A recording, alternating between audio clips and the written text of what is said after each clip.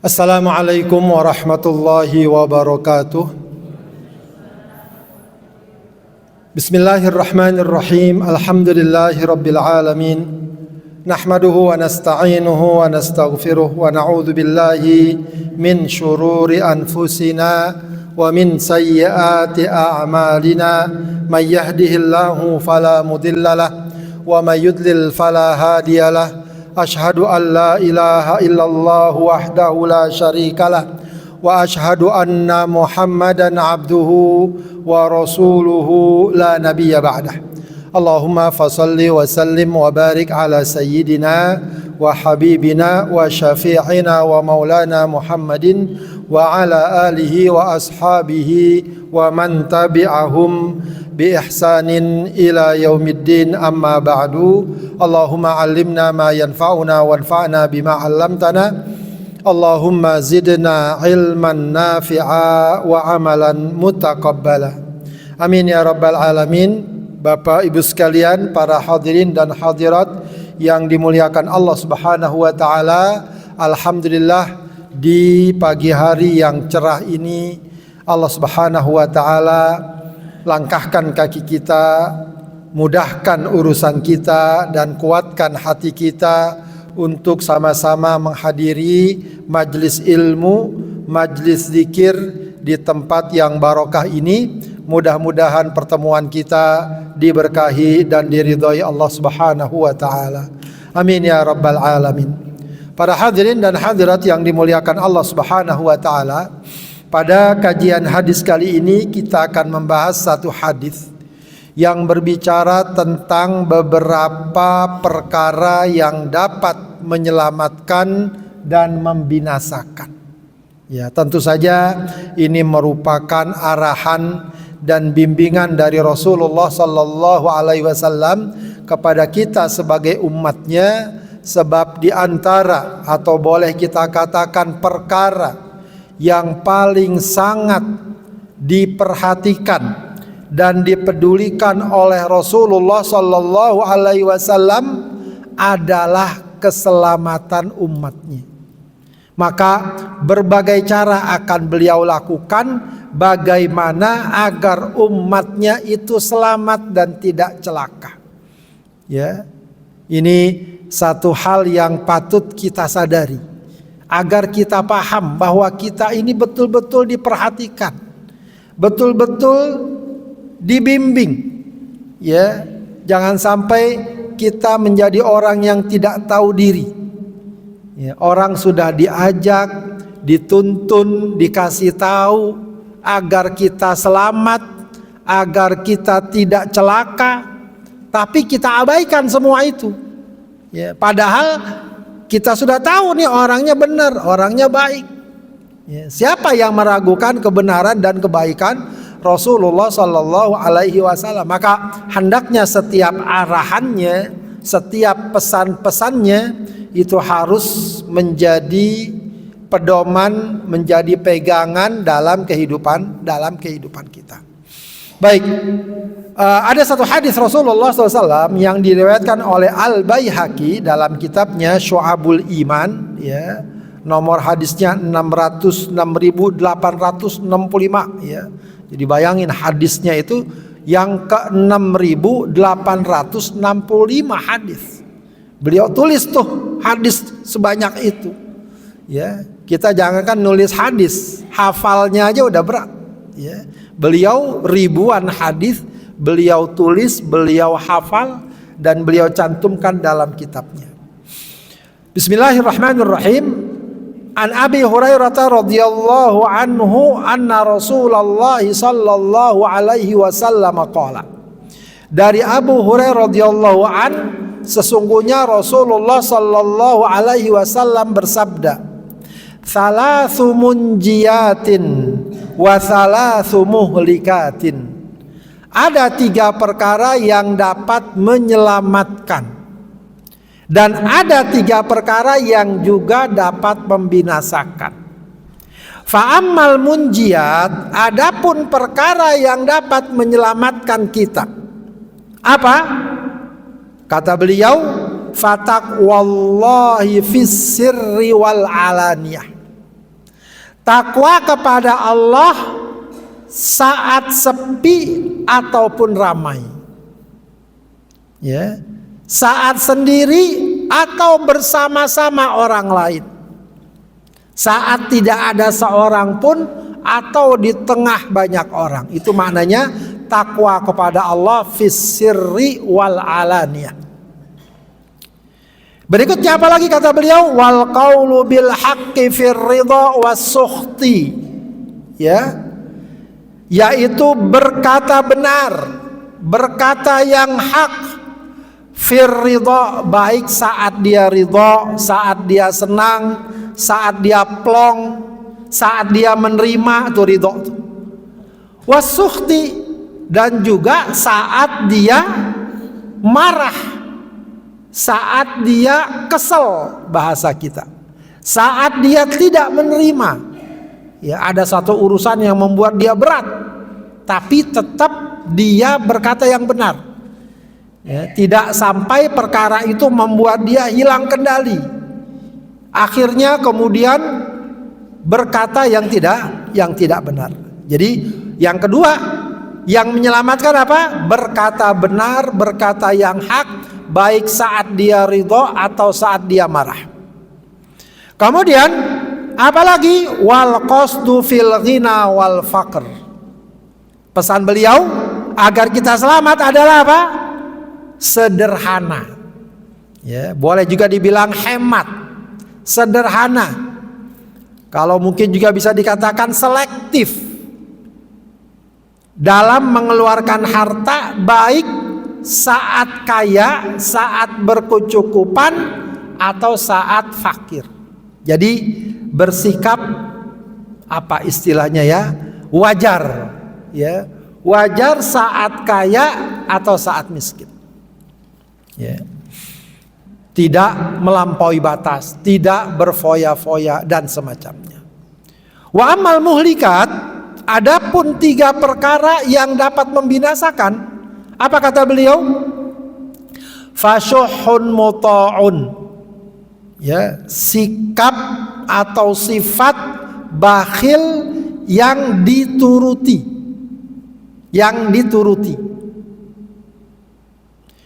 Yang kedua, wahawan muttaba,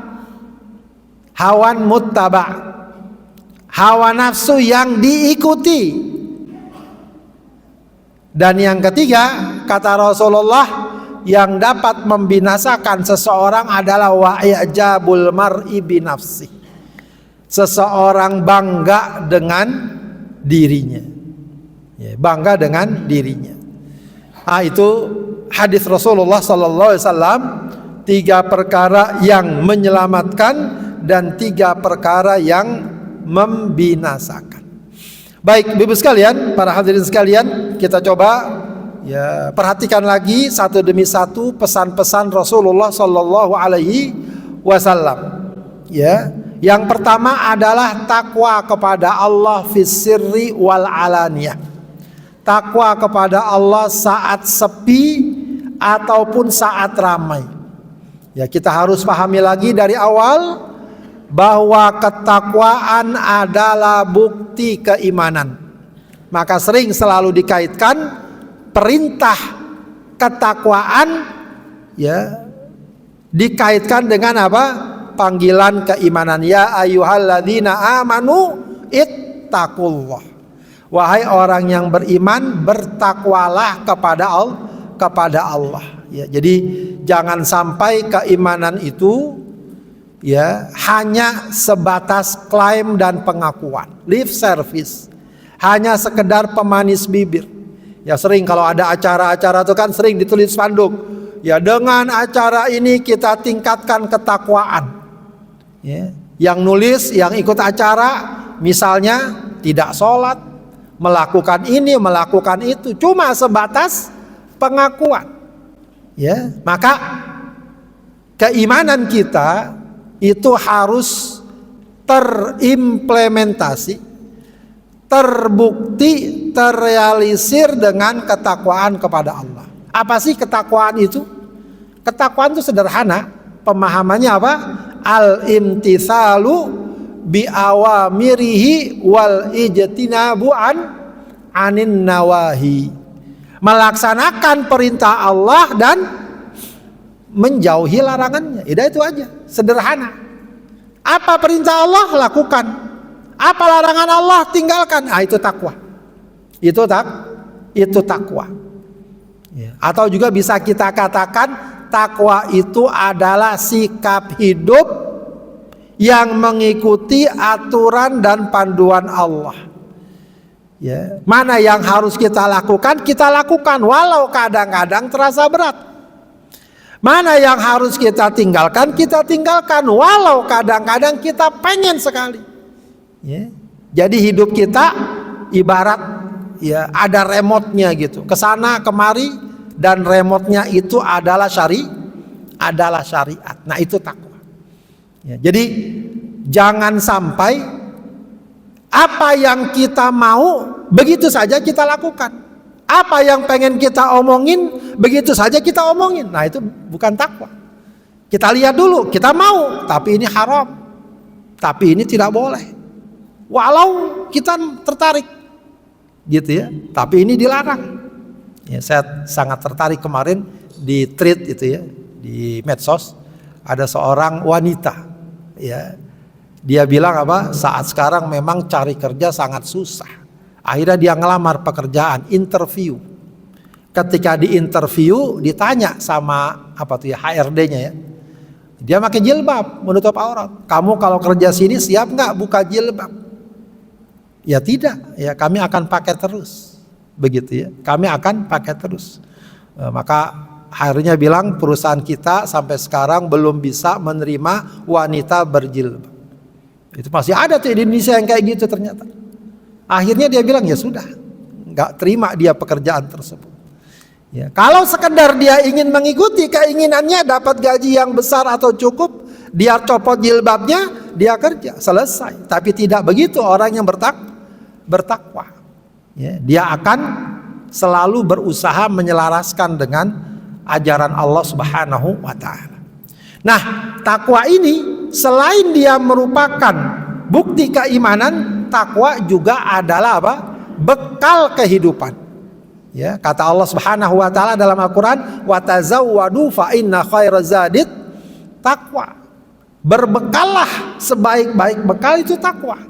Jadi jangan cuma sekali lagi kita katakan urusan takwa bukan cuma soal pahala dan dosa, tapi bagaimana agar hidup kita rapi, teratur dan seterusnya.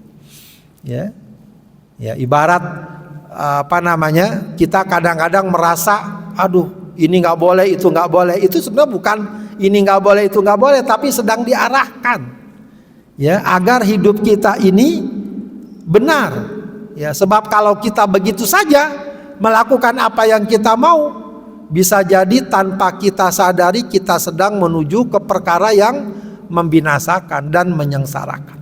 Kemudian Bapak Ibu sekalian, terkait dengan takwa, apa yang Allah inginkan dari takwa kita? Yang Allah inginkan dari takwa kita adalah takwa yang terus hadir dalam kehidupan kita sepanjang waktu, setiap saat, dalam berbagai situasi dan kondisi.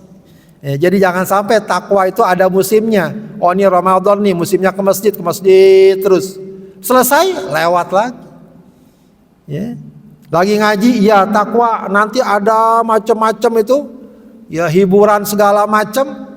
Ya, kalau sekedar hiburan mungkin masih mungkin, tapi hiburan joget-joget, laki, perempuan dan seterusnya. Oh, ini tidak benar dalam ajaran Islam. Ini tidak sesuai dengan ajaran ketakwaan, maka kita tinggalkan. Ya, jangan sampai ada oh ini boleh karena bukan di masjid, karena ini umum. Tidak. Ketakwaan itu tidak mengenal musim, tidak mengenal tempat, tidak mengenal waktu. Kapan saja hendaknya kita jaga ketakwaan. Ya, sudah pernah kita baca hadisnya, ittaqillaha haitsuma kunta. Bertakwalah kamu di mana saja kamu berada. Nah, salah satu perkara yang cukup ya menentukan ya dan dapat menjadi barometer istiqomah dan ketakwaan seseorang apa? ketika ketakwaannya tidak berubah baik saat sepi atau saat ramai. Ya, ini kalau saat ramai jelas biasanya. Nah, yang menjadi taruhan adalah kalau lagi sepi, kalau orang nggak ada yang lihat, apakah tetap dia jaga ketakwaannya? Nah, ini menjadi ujian. Ya, menjadi ujian. Maka disebutkan oleh para ulama, ya, faktor yang sangat menentukan justru saat seorang sepi, saat seseorang sendiri. Kalau saat sendiri dia masih menjaga ketaatannya, insya Allah ketaatannya akan kokoh. Kalau sendiri aja dia tetap taat, apalagi ramai. Nah, yang bahaya adalah ketika seseorang sendiri, lalu dia merasa tidak ada yang melihat, lalu dia merasa ringan melakukan perbuatan-perbuatan yang diharamkan. Nah, ini menjadi ujian tersendiri. Ketika kita sendiri itu, ya, apakah kita tetap menjaga kehormatan kita, ajaran Allah atau tidak? Ya, nah sekarang masalahnya banyak orang bisa sendiri, mungkin di kamar, mungkin di ruangan, mungkin dia pergi ke tempat lain. Nah, kalau sekarang yang paling menentukan adalah gadget, ya, HP kita. Nggak ada yang melihat apa yang kita buka, apa yang kita lihat, apa yang kita lakukan. Ya, betapa banyak di sana seseorang diuji. Ya, apakah ini diridhoi atau tidak? Kalau tidak, dia tinggalkan. Walaupun orang tidak ada yang tahu. Ya, nah dari sinilah kemudian kita ketahui, ya, banyak peristiwa-peristiwa hubungan yang tidak halal, perjudian, penipuan, ya, dan lain sebagainya. Maka ini menjadi sekali lagi barometer kita, ya, sebab ada satu riwayat hadis yang cukup harusnya menjadi kewaspadaan kita, yaitu ada satu hadis riwayat Ibnu Majah. Nanti ada orang di hari kiamat yang sebenarnya amalnya itu bagaikan gunung besar, tapi Allah jadikan amalnya itu bagai debu yang berterbangan. Ditanya kenapa? Apa kata Rasulullah? Walakinnahum aqwamun idza khalau bimaharimillah intahakuha. Mereka adalah kaum yang apabila mereka menyendiri, tidak ada orang yang melihat, mereka merasa ringan melakukan perbuatan-perbuatan yang Allah haramkan. Ya, ini sungguh ya harus terus menjadi bahan introspeksi kita.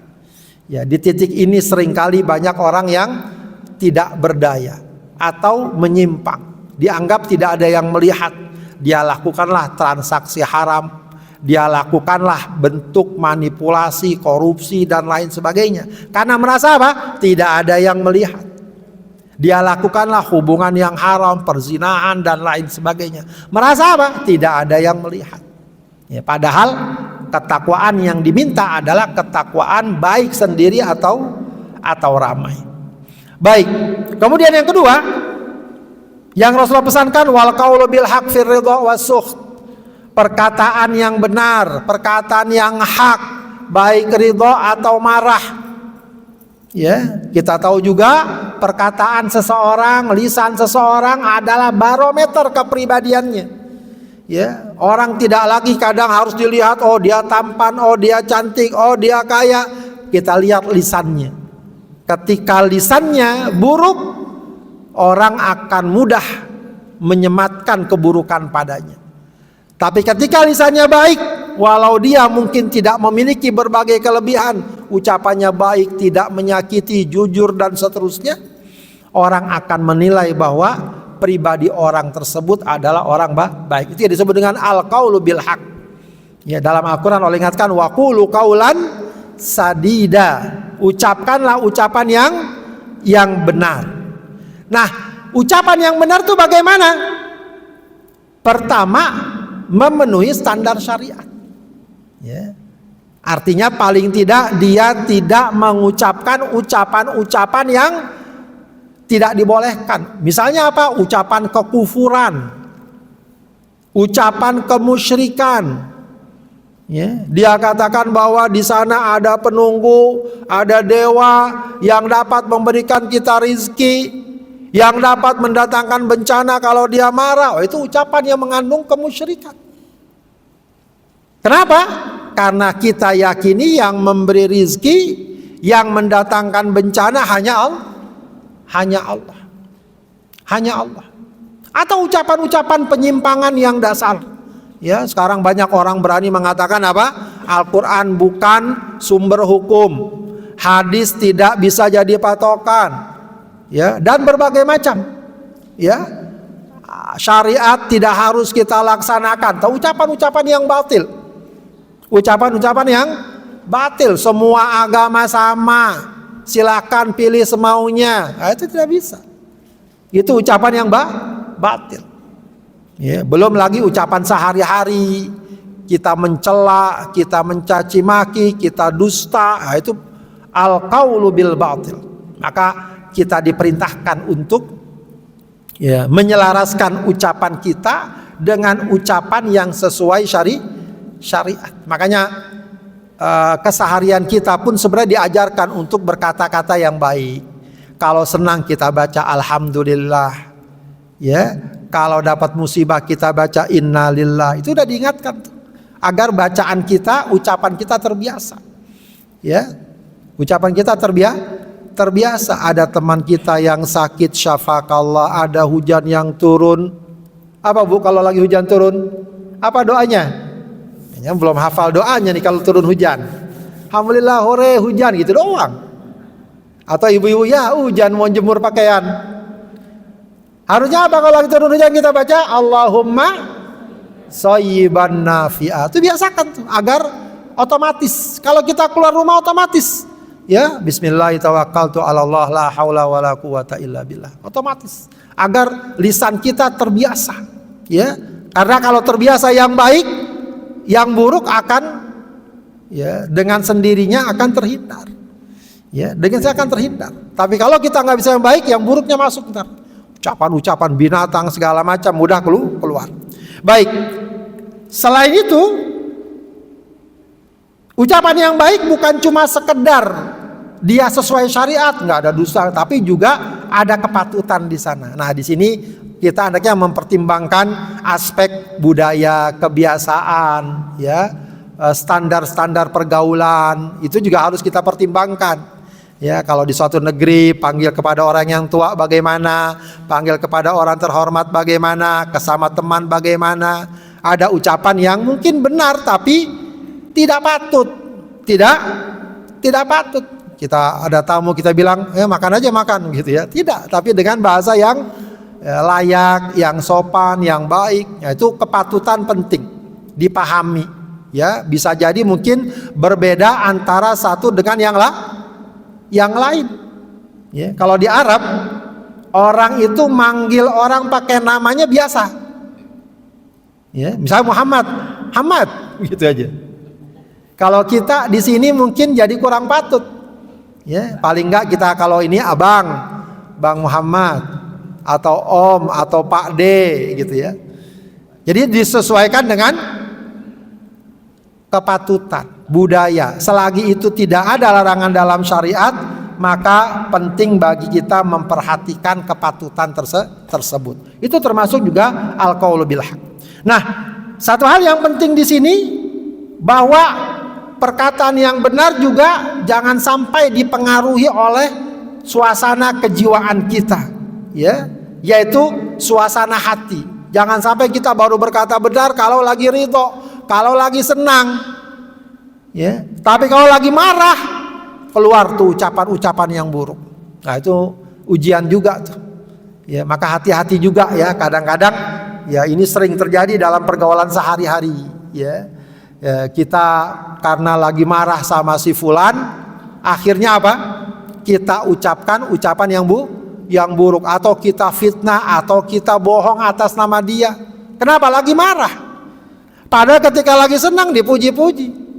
Ya, padahal kalaupun kita marah sama seseorang, jangan sampai membuat kita mudah berkata dusta, bohong, dan seterusnya.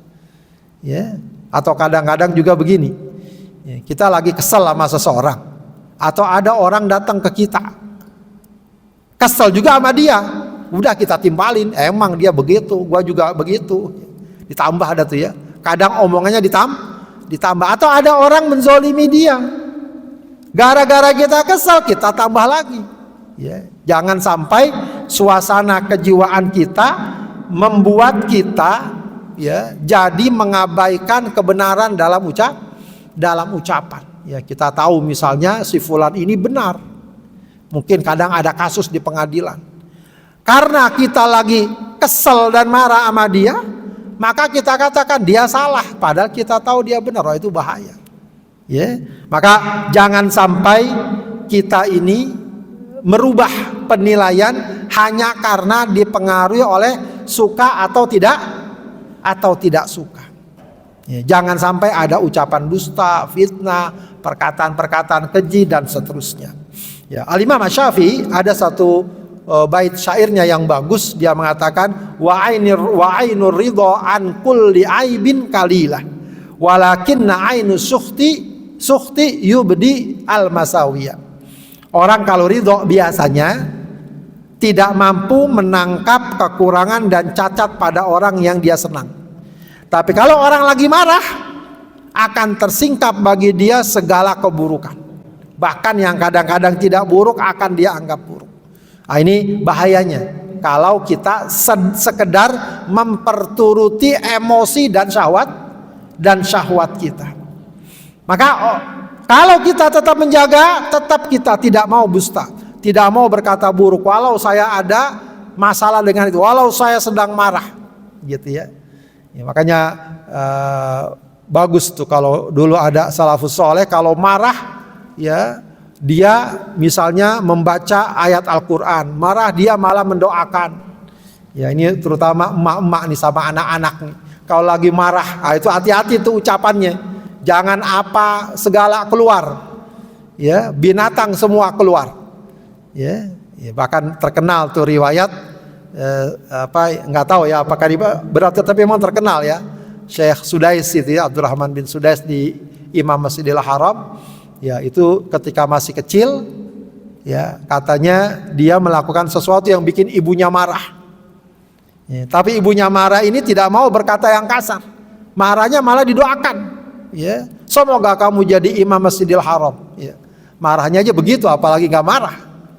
Ya, jadi betul akhirnya Allah Subhanahu wa taala takdirkan dia jadi imam Masjidil Haram. Ya, maka ketika kita marah, hati-hati dengan ucapan yang keluar. Ya, kadang-kadang tidak disadari ada ucapan yang kemudian menyakiti, menistakan dan seterusnya. Dalam hubungan rumah tangga seringkali karena marah akhirnya orang gampang ngomong cerai, talak dan seterusnya. Ya, akhirnya kemudian terjadilah kerusakan dalam keluarga. Baik. Kemudian berikutnya lagi apa? Wal qasdu fil ghina wal faqr. Ya, sederhana. Ya, meskipun qasdu ini kadang-kadang juga artinya hemat, baik saat kaya maupun saat fakir. Ya, tentu kita juga harus paham bahwa harta adalah ujian. Ya, harta adalah ujian, baik ketika kaya atau ketika miskin. Ya, ini jangan sampai kita cuma berpikiran lagi miskin, lagi jatuh, lagi PHK, lagi gaji seret, dagangan gak laku, kita bilang ujian. Nggak apa-apa, benar itu ujian. Tapi giliran dagangan laku, usaha lancar, gaji lancar, dapat bonus pula, kita nggak pernah bilang ujian. Ya, itu juga ujian sama. Nabi Sulaiman alaihissalam, ya, suatu kali dia lewat bersama rombongannya, sebagaimana dikisahkan dalam Al-Quran. Kemudian tiba-tiba dia dengar perbincangan antar semut. Jadi pimpinan semut bilang semuanya pada menyingkir, Nabi Sulaiman dan tentaranya mau lewat, jangan sampai keinjak, gitu ya.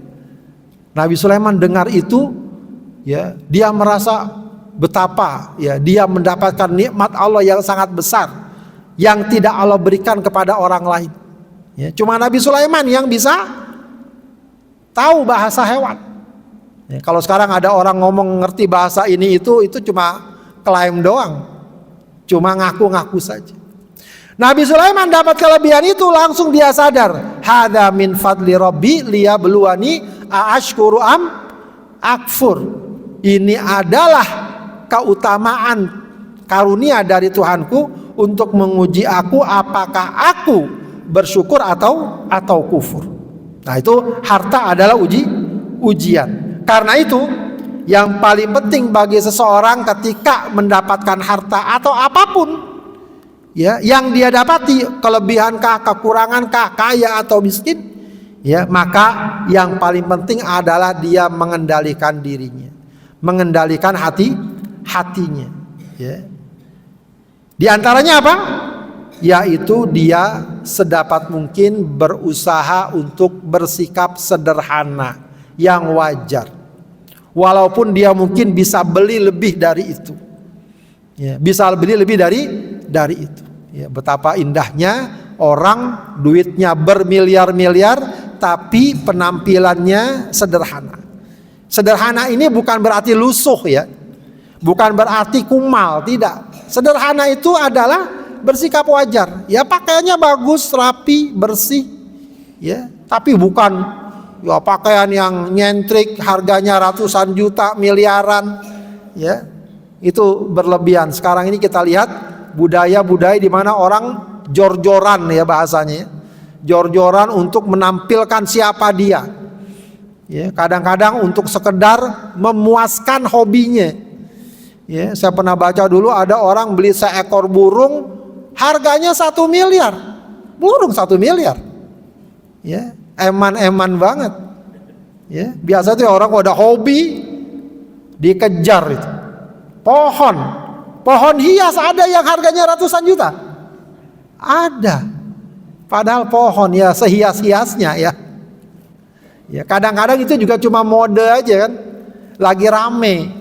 Ya, dulu ada pohon apa namanya itu, ya, gelombang cinta, ada ya kalau nggak salah, apa namanya itu istilahnya, yang agak ini itu, ya, hijau. Padahal pohon doang, daun aja, tapi karena lagi mode, orang pada beli, ya. Batu akik lagi mode, beli dan lain sebagainya, ya. Padahal bisa jadi uang tersebut, ya, kalau dia gunakan secukupnya, selebihnya akan digunakan kepada hal lain yang lebih baik, lebih bermanfaat, ya. Dan ya, ini yang kemudian sebenarnya nanti akan banyak menimbulkan kerusakan. Dia sendiri karena gaya hidupnya mewah, akhirnya apa? Jadi susah, ya. Memang pemasukannya besar, tapi karena gayanya besar, ya, akhirnya jadi susah juga, ya. Maka ada istilah apa? Ya, kalau hidup gaya sudah jadi gaya hidup, ya. Hidup gaya jadi gaya hidup. Nah, itu yang biasa akan bikin susah, akhirnya ngutang lah, inilah, ikut judi lah, dan seterusnya, ya. Banyak kerusakan yang timbul. Coba kalau dia sederhana, apa yang secukupnya, sudah. Selebihnya bagaimana? Mungkin dia gunakan untuk usaha lagi, dia gunakan untuk bekerja lagi, untuk menabung, untuk membantu orang, dan seterusnya. Maka tentu akan banyak kebaikan. Ya, maka sekarang juga sering diingatkan, ya, apa tuh, suka memamer-mamerkan, apa namanya, ya, flexing, ya. Maka diingatkan jangan gampang flexing. Ya, ini tentu bagi mereka yang Allah berikan kelebihan. Kalau kita kadang-kadang ngomong diajarin flexing, apa yang mau flexing kita, ya. Hidup apa adanya. Bagi orang tertentu diingatkan, ya, jangan flexing. Ya, kita juga mungkin patut menjaga diri. Ya, kalau di sini baik saat kaya atau saat miskin. Sebab bisa jadi ada orang miskin pun gaya. Itu juga, ya, bikin kesal juga. Udah miskin gaya, ya, pinjam sana sini, mau ngapain? Jalan-jalan ternyata, ya, belanja sana sini, makan sana sini, dan seterusnya, cuma dari pinjam. Ya, mohon maaf, ya, karena misalnya ada model HP baru dia beli, pinjam, utang. Nah, itu juga penting. Ya, kadang seringkali orang terjebak itu karena dia tidak bisa mengontrol dirinya.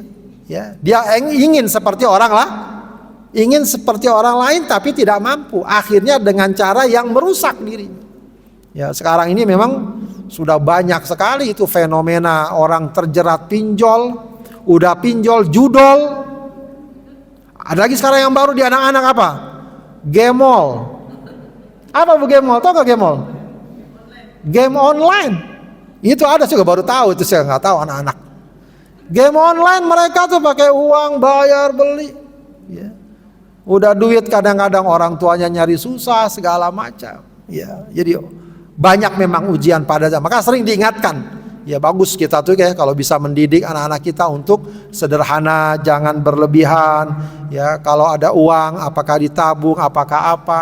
Ya apalagi sekarang orang gampang untuk konsumsi, minjem aja gampang sekarang. Cukup kasih nomor KTP segala macam dikasih. Ya itu kalau penting bagi kita betul-betul menahan diri. Yang tidak butuh, tidak kita ini ya memang harus ditahan. Ya, apa yang ada kita lakukan dahulu. Bukannya bakhil, ya bukannya pelit, tidak. Ya, tapi standar hemat apa yang ada yang kita mampu, ya itulah yang kita jalani. Jangan kita melampaui batas. Nah itu 3 perkara yang dikatakan apa? Menyelamatkan. Kemudian 3 perkara lagi, ya yang membinasakan. Pertama syuhun muta'. Syuh ini kalau bahasa Arabnya bakhil. Ya. Ada yang mengatakan syuhun ini di atasnya bakhil. Jadi bakhil, bakhil itu bahasa Arab. Ya. Syuhun. Ya, itu di atasnya bakhil. Ya. Kalau orang Betawi itu apa istilahnya? Bakhil, lebih bakhil lagi. Medit, apa tuh? Koret. Apa istilahnya yang di belakang itu rambut itu apa namanya? Buntut kasiran. Buntut kasiran. Pelit bener. Ya. Ya, ada yang mengatakan syuhun ini bakhil termasuk buat dirinya, buat keluarganya. Biasa orang kan ada bakhil pada orang lain, sama keluarga dia royal. Ini enggak. Ada orang sama keluarganya aja bakhil. Suami sama istrinya bakhil, sama anaknya bakhil. Ya, nggak mau ngasih dengan ringan, dengan gampang begitu ya. Apalagi kalau yang dibutuhkan. Nah, itu syuhun. Syuhun muta'. Ya, sifat bakhil yang dituruti. Ya. Apalagi kalau udah sampai pada perkara yang wajib. Wajib ngeluarin zakat. Karena sayang bakhil dia nggak ngeluarin. Nah itu berat. Wajib memberikan nafkah. Tidak dikeluarin. Itu alamat orang akan celaka dan binasa. Ya. Sebab dia akan meninggalkan kewajiban. Apalagi perkara-perkara yang seharusnya juga dia lakukan. Menolong orang, bersedekah dan seterusnya. Jadi kenapa syuhun muta' ini dikatakan dapat membinasakan seseorang? Karena bukan sekedar dia tidak mau mengeluarkan harta, tidak. Ya, itu nanti akan tumbuh mentalitas dia tidak mau berbuat sesuatu, berkorban untuk kebaikan. Yang dia pikirin apa? Kesenangannya saja. Yang dia pikirin bagaimana hartanya bertambah. Ya, kemudian nanti dia akan lakukan berbagai macam cara agar hartanya bertambah dan tidak keluar dan seterusnya. Ya, tentu saja perkara seperti ini pertama nanti bagi dia akan meninggalkan kewajiban, kemudian juga orang lain akan tumbuh apa? Sifat benci, ya, permusuhan. Ya, ada orang bakhil, ya, pastinya orang lain nggak akan suka walaupun mungkin dia pegawainya kah, keluarganya kah dan seterusnya. Begitu ya. Jadi syuhun muta'. Ya, maka kita harus latih itu diri kita, ya. Latih, biasakan mengeluarkan harta. Tapi maksudnya adalah bukan royal untuk maksiat, tapi sepanjang untuk kebaikan, sepanjang untuk perkara-perkara yang taat, ya, keluarkan itu dengan baik. Bahkan walau sekedar memberikan nafkah, memberikan belanja dan semacamnya. Ya, tapi kalau ya dikeluarkan untuk maksiat dan kemunkaran, tentu perkara itu tidak boleh kita lakukan walau sedikit. Maka ada istilah dalam ungkapan para ulama, la israfa fit ta'ah wala iqtisada fil ma'siyah. Tidak ada yang namanya berlebihan kalau untuk ketaatan. Oh, ngeluarin duit buat pergi haji sampai 100 juta, ya nggak apa-apa. Karena memang itu untuk ketaatan, nyumbang ke masjid puluhan juta, nggak apa-apa. Tapi kemaksiatan walau seperek, walau 1.000, walau 5.000, itu sudah dianggap berlebihan. Ya. Tidak ada istilah hemat kalau untuk maksiat. Kemudian berikutnya apa lagi? Wahawan muttaba', hawa nafsu yang diperturuti. Bapak Ibu sekalian, hawa nafsu ini sebenarnya tidak buruk. Ya, jadi kadang kita kalau berbicara tentang hawa nafsu itu seakan-akan dia merupakan keburukan mutlak. Tidak. Hawa nafsu itu fitrah manusia. Dan bahkan dia dibutuhkan. Bahkan dibutuhkan. Nih kita kadang-kadang kayak kita bisa ngomong kolesterol ya. Kolesterol seakan-akan musuh aja. Padahal butuh manusia tuh kolesterol, lemak, apa tuh Bu? Butuh. Cuma yang berbahaya kalau apa? Berlebihan. Gula, apakah kita nggak butuh? Butuh gula. Ya, tapi kalau berlebihan jadi penyakit. Hawa nafsu itu kita butuhkan. Kita butuhkan itu apa? Menggerakkan kehidupan. Kita ini kan butuh gerak, hidup segala macam. Karena kita butuh gerak, kita butuh makan. Bagaimana agar kita bisa makan? Punya selera makan, punya nafsu makan. Kalau bawahnya lemes, saya nggak mau makan, ya udah nggak kemana-mana, lemes badan. Butuh kita. Harta kita butuh nggak butuh. Makanya kita dikasih syahwat terhadap harta, senang dikasih harta. Ya, jangankan lagi seger, lagi tidur dikasih segepok duit, ketika bangun langsung dia duduk. Ya, itu manusia dikasih harta senang. Maksudnya apa? Agar dia semangat mencari harta. Tujuannya apa? Tujuannya agar bisa beribadah, menolong orang dan seterusnya. Ya, termasuk ya syahwat ya antar lawan jenis, ada ketertarikan. Agar apa? Agar nanti ada keturunan, lalu kita mendidik anak-anak kita dan seterusnya. Jadi syahwat itu dibutuhkan. Cuma yang jadi masalah adalah kalau syahwat itu dijadikan sebagai pedoman. Ya, apa saja yang syahwat mau dilakukan. Nah, itu yang bermasalah, tidak ada panduan, tidak ada aturan. Ya. Nah, kalau udah kayak gitu, yang ada ujungnya adalah kecelakaan, kesengsaraan. Tadi yang kita katakan, apa yang pengen dia makan, apa yang pengen dia omongin, apa yang pengen dia ambil. Nah, itu tidak. Itu syahwat. Kalau itu kita penuhi semuanya, rusaklah hidup. Hidup akan rusak. Ya, sebagaimana yang sekarang banyak terjadi. Karena orang pengen harta, akhirnya dengan cara apapun dia lakukan. Karena dia pengen melampiaskan marah. Oh, banyak sekarang orang kalau udah marah nggak karu-karuan. Padahal itu syahwat semua. Ya, termasuk sekarang nih syahwat yang terkenal apa? Syahwat popularitas, pengen terkenal. Ya, muncullah di TikTok segala macam yang aneh-aneh. Ada yang joget di jalan tol. Ya. Kemarin yang lagi rame itu rekaman di Masjidil Haram sampai tegur sama petugas. Rekaman dia di Masjidil Haram nangis-nangis kenceng-kenceng biar banyak viewernya. Ya, direkam segala macam. Ya, kesannya memang sangat dibuat, Bu. Sangat dibuat-buat. Nah, itu juga termasuk itu syuhrah. Sekarang ini termasuk yang harus diwaspadai syuhrah, ya. Popularitas, ya. Popularitas, ya itu juga termasuk syahwat. Nah, itu kalau dituruti semua akan banyak timbul kerusakan. Ya, maka kita butuh panduan syariat, butuh nasihat, butuh arahan-arahan agar ada batasnya. Betul kita cinta dengan harta, tapi ada batasnya, ada aturannya. Kita cinta dengan lawan jenis, laki cinta perempuan, perempuan senang laki, tapi ada batasannya. Ada batasannya agar diarahkan. Ya, bukan dimatikan, diarahkan. Kalau diarahkan akan jadi ya potensi yang sangat besar. Kemudian yang terakhir adalah wa ijabul mar'i binafsihi, yaitu ketika seorang merasa bangga dengan dirinya. Ya, kita sudah katakan tadi bahwa kelebihan-kelebihan yang Allah berikan pada kita hakikatnya adalah ujian. Hakikatnya adalah ujian. Ya, itu harus disikapi dengan pas. Yang dimaksud bangga di sini yang dapat menyebabkan kebinasaan bukan sekedar bangga kita senang kalau dapat kebaikan dan kenikmatan, bukan. Bangga di sini adalah bangga yang mengarah kepada kesombongan, ya. Di mana kita merasa ini semata-mata prestasi kita. Kita lupakan Allah, kita lupakan pihak-pihak lain yang berjasa, seakan-akan itu semuanya tak lain hanyalah kelebihan dan kehebatan kita. Nah, itu yang disebut dengan al-muhlikat, i'jabul mar'i binafsihi. Tapi kalau bangga dalam arti dia senang, dia bangga, kemudian dia bersyukur kepada Allah, ya, apalagi kemudian kadang dia selamatan atau apa begitu sebagai rasa syukurnya, itu bukan bangga yang dilarang. Ya, kalau mengantarkan kepada rasa syukur. Jadi di sini yang jadi patokan adalah outputnya.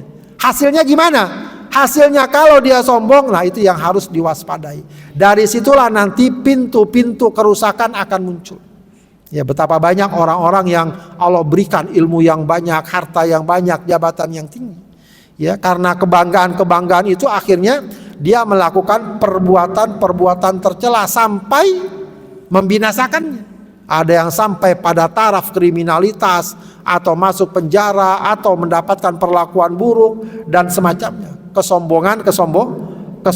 Maka i'jabul mar'i binafsih, ya, itu harus kita batasi dan kita, ya, cegah sejak awal. Ya, kalau sudah muncul perasaan saya ini, saya itu, ya, maka kita harus atasi. Jangan kita biarkan dia berkembang, ya, jadi sombong, akhirnya menimbulkan keburukan. Makanya kita dianjurkan, ya, untuk menurunkan kesombongan. Ya, kita dianjurkan untuk apa? Untuk dekat bergaul dengan orang-orang yang ada di bawah kita. Ya, maksudnya apa? Kita pahami betapa banyak orang-orang yang lemah, betapa banyak ada orang-orang yang sakit, ada orang-orang yang menderita. Ya, kemudian jangan sampai kita merasa bahwa kita segala-galanya. Ya, suatu saat bisa jadi kita mengalami seperti yang mereka alami. Ya, kita juga dianjurkan untuk apa? Untuk banyak ziarah kubur. Ya, ingat kematian. Nah, itu perkara-perkara yang dapat menetralisir, ya, kesombongan dan sikap i'jabul mar'i binafsi. Orang merasa bangga dengan dirinya. Ya, penting juga dia tentu saja istilahnya, ya, menyendiri. Kalau orang sekarang bilang kontemplasi, berbicara dengan dirinya betapa banyak kebaikan yang Allah berikan, ya.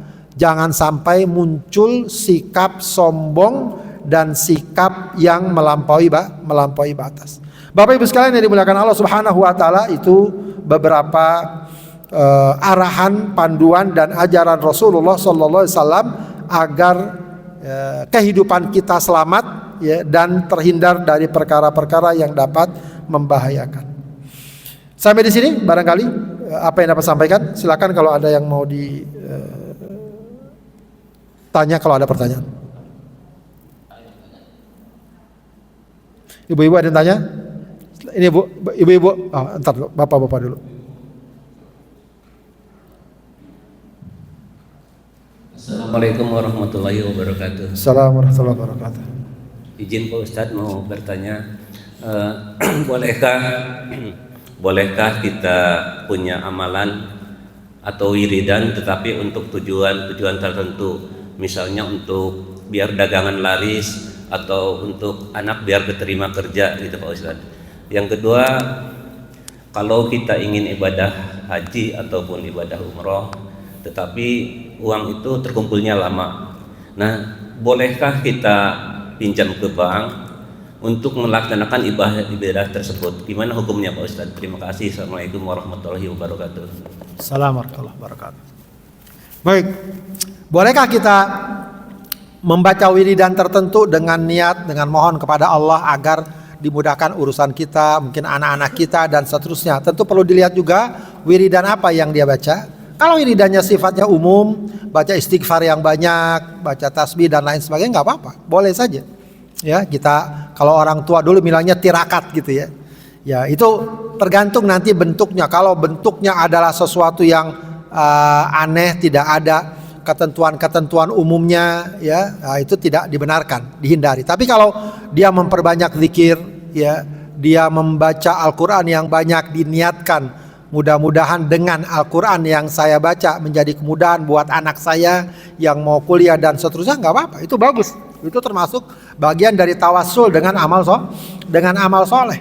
Ya, sebab misalnya kayak kita baca istighfar yang banyak dengan niat untuk diberikan jalan keluar, nggak apa-apa. Sebab banyak ayat atau hadis yang menunjukkan di antara fadilah istighfar adalah akan Allah berikan jalan keluar. Man lazimal istighfar ja'alallahu lahu min kulli dhikin makhraja wa min kulli hammin faraja wa yarzuqhu min haitsu la yahtasib. Ya, dalam Al-Quran juga fastaghfiru rabbakum innahu kana ghaffara yursilis sama alaikum midrara dan seterusnya. Zikir secara umum insya Allah juga akan membantu kita mendapatkan kemudahan dari Allah.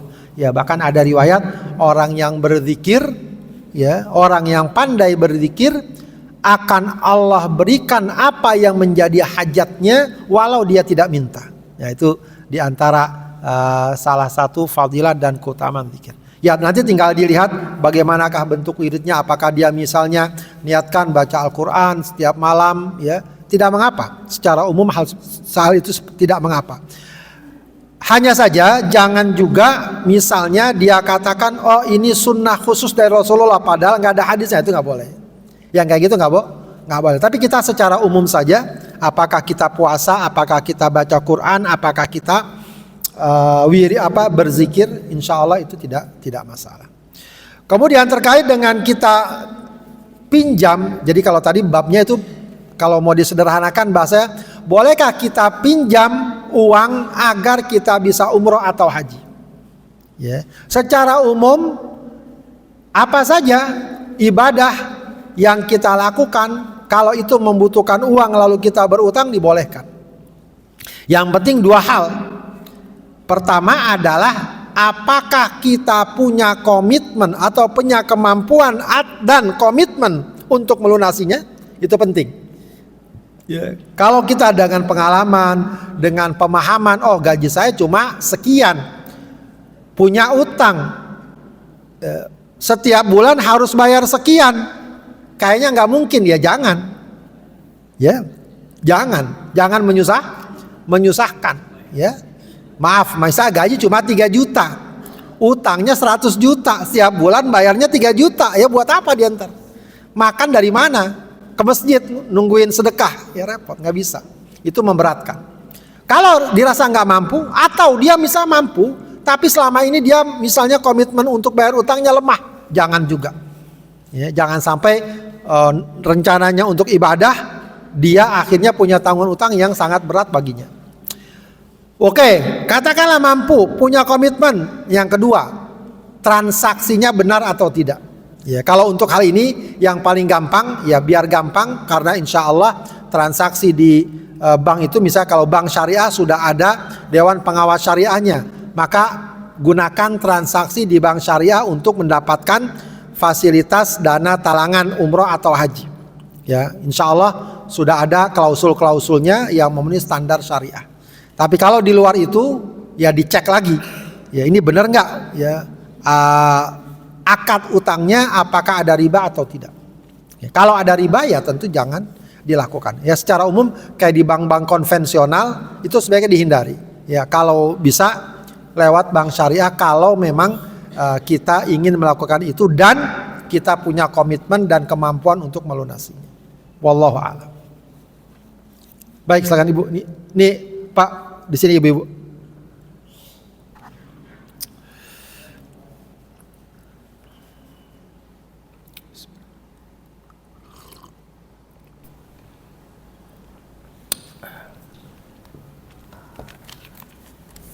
Bismillahirrahmanirrahim. Assalamualaikum warahmatullahi wabarakatuh. Assalamualaikum warahmatullahi wabarakatuh. Izin bertanya Pak Ustadz. Silakan. Yang pertama, bagaimana cara mengingatkan jika ada keluarga kita yang mempunyai sifat bakhil, Ustadz? Kemudian yang kedua, apabila kita melakukan flexing ibadah, misalkan seperti sekarang kita ikut kajian gitu, kita buatkan status dalam WhatsApp kita dengan niat kita agar orang termotivasi Ustadz untuk bisa ikut tolabul ilmi dan bisa mengajak kebaikan, apakah itu termasuk salah satu yang ria atau gimana gitu Ustadz? Karena ada beberapa bilang, lu mah kalau ikut kajian segala posting segala, lu pamer kan gitu. Itu bagaimana Pak Ustadz? Terima kasih. Assalamualaikum warahmatullahi wabarakatuh. Waalaikumsalam warahmatullahi wabarakatuh. Ya, menghadapi orang bakhil, ya sabar aja kalau begitu. Menghadapi orang bakhil sabar, ya kita ajak, kita ingatkan. Mungkin babnya yang paling gampang adalah kita ajak babnya ya. Tidak perlu kita kemudian vonis, kita kemudian pojokan dan seterusnya. Ya diajak ya untuk misalnya mungkin bagusnya diajak pada program-program atau perkara-perkara yang sekiranya jelas dan real, bermanfaat ya. Apakah kita misalnya urunan untuk membantu saudara kita atau untuk apa dan seterusnya. Begitu ya. Ya selebihnya memang kita juga tidak mungkin bisa mengatur hati orang dan kebiasaan orang, akan tapi dengan contoh ajakan-ajakan yang baik, mudah-mudahan hal itu dapat merubah sikap dan kebiasaannya. Ya memang kadang-kadang orang bisa jadi tidak sadar kalau dia bakhil, bisa jadi. Dan bakhil itu tidak selalu kalau dia tidak punya duit. Justru kadang-kadang bisa jadi, wallahu alam, ya ada orang semakin banyak uangnya semakin bakhil, ada juga ya. Jadi itu memang mentalitas. Kalau kita misalnya punya kedekatan yang bagus, yang baik, ya sekiranya kita gampang ngomong ke dia, ya lebih vulgar nggak apa-apa. Ya kamu uang banyak misalnya, jangan bakhil.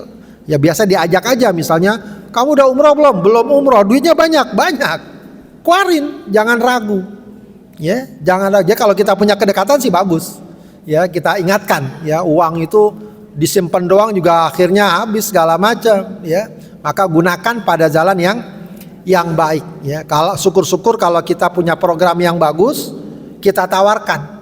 Kita ajak dia untuk berpartisipasi ya. Walau mungkin katakanlah belum sesuai ekspektasi, tapi setidaknya dia sudah bisa membantu dan meringankan. Ya itu memang perlu proses, perlu pendampingan, ajakan-ajakan yang baik, tawaran-tawaran yang baik. Ya kalau kita bisa menasihati langsung, ya bagus sekali. Ya bagus sekali agar terbiasa. Soal publikasi atau promosi kebaikan nggak apa-apa. Yang penting memang ditata hati kita. Nggak mengapa sebenarnya memposting kegiatan-kegiatan yang baik kalau kita tujuannya untuk mempromosikan dan mengajak kebaikan. Ya, itu tidak mengapa ketimbang kita cuma ngisi foto lagi makan bakso misalnya. Mendingan foto ketika ngaji. Ya, ketika ngaji. Cuma memang yang harus betul-betul kita tata dan kita jaga adalah hati kita. Dan soal hati tidak bisa dihukumi. Ya, jadi tidak selalu kalau yang terlihat itu riya. Tidak selalu. Ya. Tidak selalu kalau kita perlihatkannya riya. Riya itu paling utama ada di dalam selagi kita niatkan bahwa yang kita maksud adalah agar orang-orang tertarik dengan kebaikan, agar orang-orang ikut melakukan kebaikan yang sama, bahkan bisa jadi itu lebih baik daripada dia tidak perlihatkan. Ya, soal infak dan sedekah saja, ya juga begitu. Ya, bukan cuma yang disembunyikan, yang diperlihatkan pun tidak mengapa. Ya, dalam Al-Quran Allah katakan bukan cuma yang disembunyikan, diperlihatkan pun tidak mengapa. Memperlihatkan sedekah kita. Kalau tujuannya apa? Tujuannya adalah agar orang tahu, agar orang ikut dan lain sebagainya.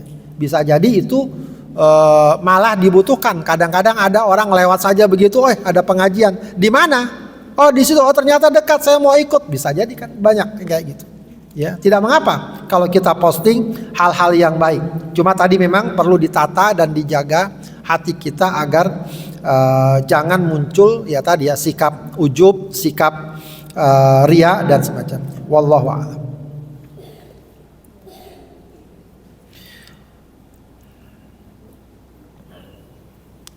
Baik, sudah tidak lagi? Kalau tidak lagi kita cukupkan ya. Kita cukupkan kajian kita pada pagi ini, mudah-mudahan bermanfaat. Kita mohon pada Allah Subhanahu wa taala Mudah-mudahan Allah kuatkan iman kita, Allah jadikan kita orang-orang yang istiqomah, dan juga kita, keluarga kita semoga Allah jaga, Allah jadikan keluarga yang sakinah. Anak-anak kita semoga jadi anak-anak yang soleh dan soleha, anak yang sehat, yang cerdas, dan dapat melanjutkan studi dan pelajarannya di tempat-tempat yang baik. Astaghfirullahaladzim, astaghfirullahaladzim, astaghfirullahaladzim. Hamda yuwafi ni'amahu wa yukafi'u mazidah. Ya Rabbana wa ilahana lakal hamdu wa lakal syukru kama yanbaghi li jalali wajhika wa azimi sultanik. Allahumma salli ala Sayyidina Muhammad wa ala ali Sayyidina Muhammad. Rabbana taqabbal minna innaka antas sami'ul alim wa tub alaina innaka antat tawwabur rahim. Allahumma ya muqallibal qulub tsabbit qulubana ala dinik. Allahumma ya muqallibal qulub tsabbit qulubana ala ta'atik. Allahumma ya farijal ham wa ya kashifal gham wa ya man li 'abdihi yaghfir wa yarham. Allahumma yassir umurana wa balligh maqasidana. Allahumma farrij humumana wa nafis kurubatina. Allahumma shfi mardana wa mardal muslimin warham mautana wa mautal muslimin. Rabbana ighfir lana wa liwalidina warhamhuma kama rabbayana shighara. Rabbana hab lana min azwajina wa dhurriyyatina qurrata a'yun waj'alna lil muttaqina imama. Rabbana atina fid dunya hasanah wa fil akhirati hasanah wa qina adzaban nar. Subhana rabbika rabbil izzati amma yasifun wa salamun alal mursalin walhamdulillahi rabbil alamin. Subhanakallahumma wa bihamdika asyhadu an la ilaha illa anta astaghfiruka wa atubu ilaik. Assalamualaikum warahmatullahi wabarakatuh.